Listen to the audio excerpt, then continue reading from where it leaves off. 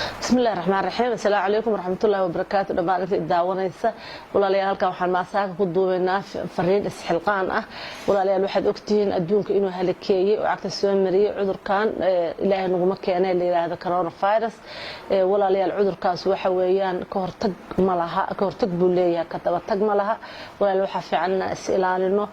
waxa fiican inaanu waanada qaadano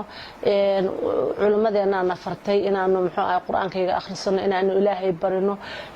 diinkeena ilaahay baa muxuu ahaayay sheegay in hadii ay yimaadaan cuduradaas faafa muxuu ahaayay dadka ay cudurada qaba ay kala dheeraadaan in ay nadaafada badiyaan walaal waa intii baanu sameeynaa waxa fiican qofkii fariintaanu soo gaartay inuu inta kala gaarsiiyo walaal dhalinyarada waxa si gaar ugu dardaarmaya waxa weeyaan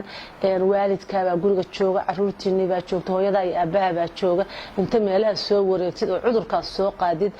hala imaan qoyskii intiisii kala halakeen waad aragteen walaal Sweden wiil yar oo waxa jirta cudurka qaaday waalidku qofka ilmihiisa haduu qaado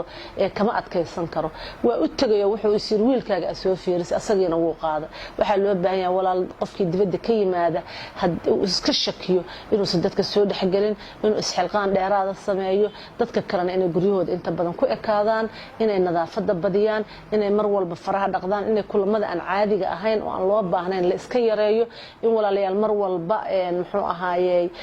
aad qofka waqti aad inuu jirsatid oo aadan muxuu hadaadan qabinin aad qofka aadan muxuu ahaayay salaanta iyo aadan kula soo degdeginin waxa loo baahan yahay hadii qof kugu dhaco walaalayaal inaad muxuu ahaayay mar walba aad mara afka saaratid hadaadan haysan xataa bahashan afka la saar hadaadan dhitool haysan waxaan haysanaa waxyaabo caadi ah